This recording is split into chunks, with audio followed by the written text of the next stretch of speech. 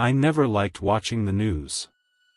Every evening it was the same cycle, another tragic accident, another crime, another depressing headline. If it wasn't bad news, it was weather forecasts or sports highlights. I usually changed the channel within seconds and watched something that actually helped me relax. Looking back now, that simple habit almost got me killed. It happened on an ordinary Tuesday evening while I was flipping through channels without paying much attention. Just before a commercial break, the news anchor, Ross Cooper, looked directly into the camera with an unusually serious expression and said, "Coming up after the break, local residents are calling it a miracle."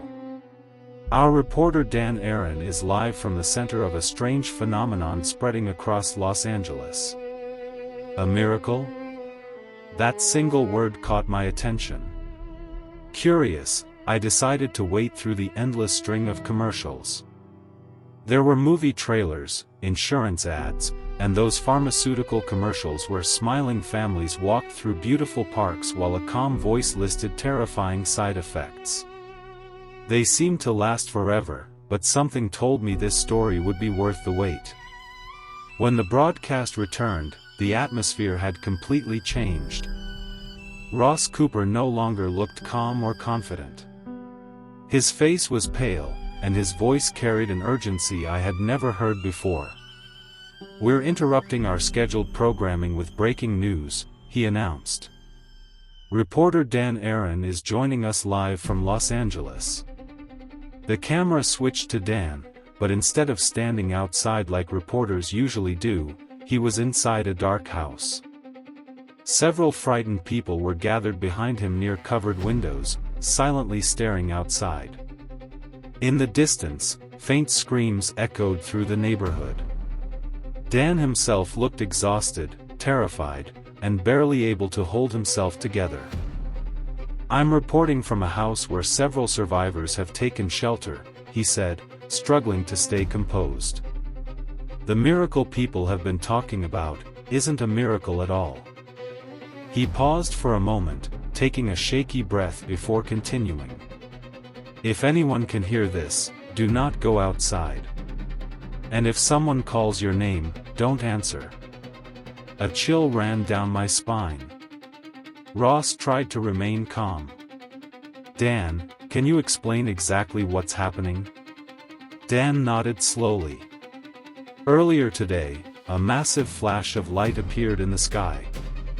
It looked as if something was opening above the city. Minutes later, they arrived. I don't know what they are, but they're not human. Since then, people have been disappearing across Los Angeles." Ross asked the obvious question. "Can you describe these creatures?" Dan stared directly into the camera. "That's the problem. No one really knows what they look like. They don't have one form. They constantly change. Their appearance shifts every few seconds, becoming different people over and over again.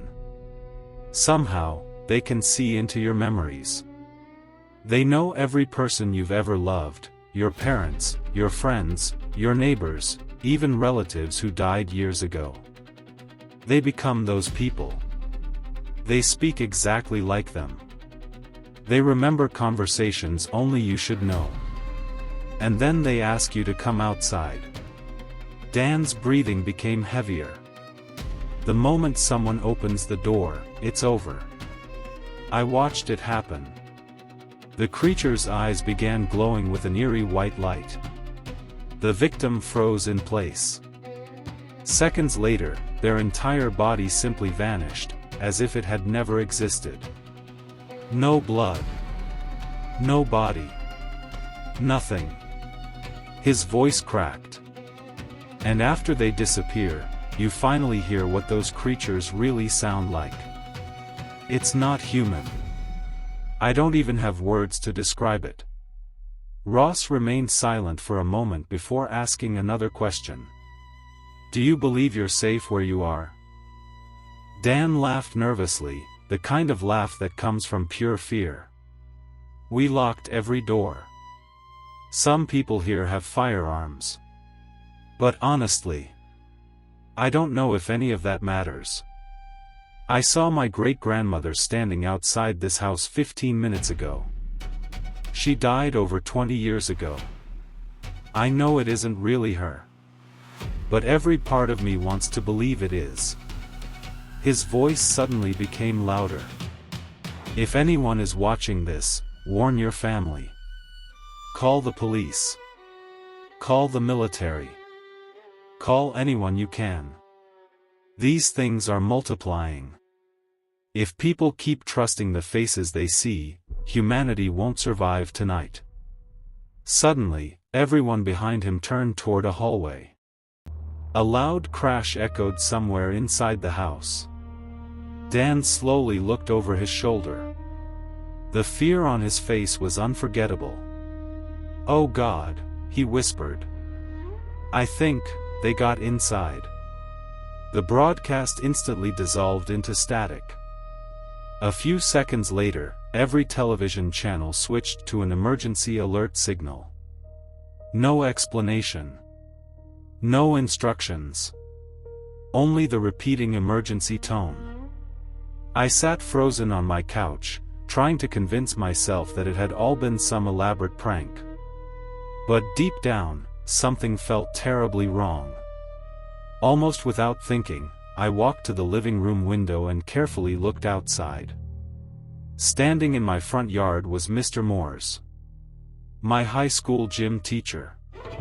The man who had encouraged me to become the athlete I was today. He smiled warmly, exactly as I remembered him. "Reagan," he called. "It's been too long. Come outside." For a brief second, I almost reached for the front door. Then reality hit me like a truck. Mr. Moores had died 8 years ago. Behind him, I noticed hundreds of people slowly walking through my neighborhood. Every single one looked different. Parents, children, grandparents, friends, teachers, neighbors. Each one stood outside a different house, gently calling someone's name. Waiting. Patiently. I immediately closed the curtains, locked every door in the house, switched off every light, and hid in my basement. Hours have passed since then. The voices eventually faded away. But then I heard something even worse. My neighbors screaming. One after another. Then complete silence. I've already called everyone I could think of and begged them not to leave their homes. Some believed me. Others thought I was losing my mind. A few never answered at all. I keep telling myself the military will arrive soon. They have to. There's no way the government could ignore something like this. I have enough food and water to survive for several weeks if I ration everything carefully. The internet is now flooded with videos from around the world. People hiding inside homes, schools, hospitals, and apartment buildings are uploading footage of enormous crowds silently moving through the streets. Every video shows the same horrifying pattern. One recording from Tokyo caught my attention. The camera was filming from the 4th floor of an apartment building. As I watched the crowd below, my heart nearly stopped. Walking through the streets of Japan, I saw my grandfather, my uncle, my stepmother. All three had died years ago. Then, as if they somehow knew I was watching, they slowly stopped walking, turned toward the camera, and smiled. In that moment, I realized this wasn't just happening in Los Angeles. It wasn't even happening only in America. Whatever these creatures are, they're everywhere. No one knows where they came from. No one knows what they want. But one thing is certain. If someone you love appears outside your door, don't believe your eyes. Don't answer their voice. Don't open the door. My name is Reagan Myers, and I'm writing this from a dark basement somewhere in Los Angeles. If I survive the night, I'll tell the rest of this story.